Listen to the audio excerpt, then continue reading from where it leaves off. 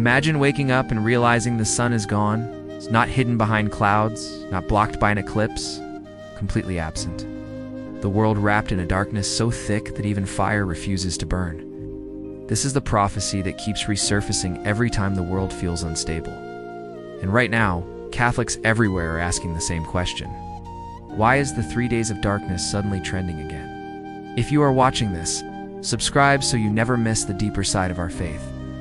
Now let us get into the story behind one of the most disturbing and fascinating prophecies in Catholic tradition.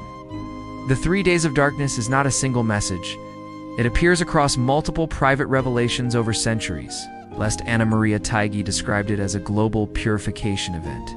Marie-Julie Jahaney offered even more vivid imagery. Padre Pio referenced a similar idea in certain disputed letters. None of these are official doctrine. The Church does not require belief in them. People talk about this prophecy because it refuses to die. Every few years, world events flare up, and Catholics start asking whether the old warnings were pointing to something bigger. Why does this keep happening? Because the symbolism strikes a nerve. Darkness has always represented judgment, purification, and spiritual crisis. When society feels chaotic, prophecies like this hit the emotional center of the Catholic imagination. The core elements almost always repeat. Total darkness across the entire earth for 3 days. A collapse of natural and supernatural light. A command from heaven to stay indoors and pray. A warning not to open doors or look outside. A requirement to rely only on blessed candles. A promise that after the darkness, a renewal follows.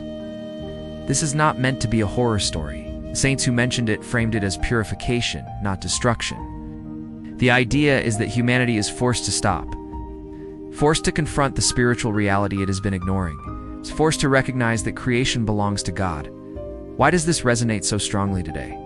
Because everyone feels like the world is rushing towards something. Moral conflict, political division, ecological anxiety. Technology advancing faster than ethics can keep up. The prophecy taps into a universal fear that we are living in a moment that demands awakening. Whenever conflict rises, Catholics search for meaning. They look for patterns. They compare current events to past revelations. Right now, 3 things are amplifying interest. First, global instability, wars, economic fear, social fragmentation. People feel spiritually vulnerable. Second, viral clips. TikTok, Instagram, and YouTube are flooded with short videos that take fragments of prophecy and turn them into suspense-driven content. Those videos trigger curiosity and fear, which boosts engagement and spreads the topic even faster. Third, a desire for certainty. In times of chaos, people reach for anything that offers a framework or a warning or a sign. This combination creates the perfect environment for prophecy to go viral. Here's the grounded truth. The Church never condemned the prophecy, but never confirmed it either. Private revelation is taken seriously only if it leads people closer to Christ. The point is not the drama of the darkness. The point is conversion. The Catechism teaches clearly. Revelation ended with the apostles. Everything after that must be measured carefully. So the question is not whether the 3 days of darkness will happen. The question is whether the message behind the prophecy is already happening. Look at society. People are spiritually exhausted. Morality is blurred. Faith is mocked. Division is normal. Many theologians argue that the darkness spoken of is not literal at all. It is a spiritual blindness, a world unable to see truth. This interpretation is often ignored because it is less cinematic, but it may be the part that matters most. Why do Catholics keep returning to this prophecy? Because it gives shape to something people already feel.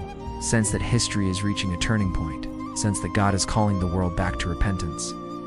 A sense that behind all the noise, something profound is unfolding. You do not need to believe the prophecy literally to understand its power. Its purpose has always been the same. Wake up, prepare your soul, live in grace. Do not fall asleep spiritually, because whether the world faces 3 days of darkness or 3 decades of confusion, the only safe place is the same. The heart of God. The 3 days of darkness is not about predicting disaster. It is about provoking reflection. It forces us to ask who we are becoming.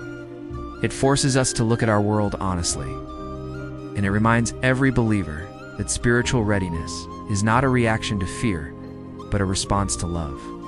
If this gave you something to think about, let me know what part stood out. And subscribe so you do not miss the next Sacred Secrets episode. The deeper side of faith is only getting started.